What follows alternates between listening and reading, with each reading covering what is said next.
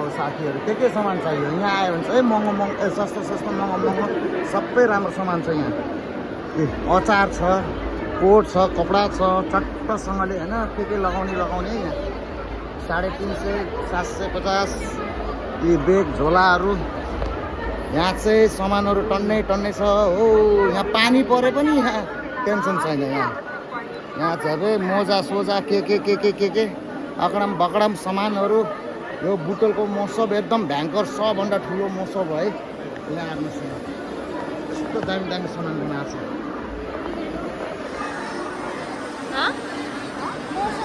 मूर्तिहरू चम्मको छ।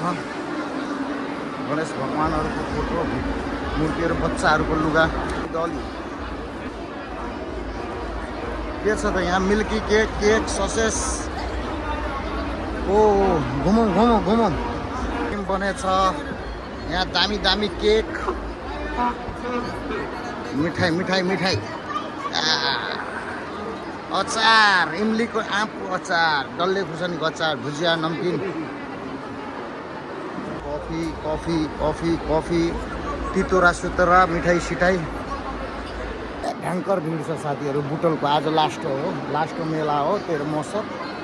म चाहिँ यहाँ कलाकार हेर्न आएको होइन, महोत्सव चाहिँ हेर्न आएको, रमझम हेर्न आएको, रमाइलो। तर साथीहरू एकदम भिडकड धेर रहेछ कि यहाँ, रमाइलो छ यो ठाउँ पनि अचम्मको। ए नानी बहिनी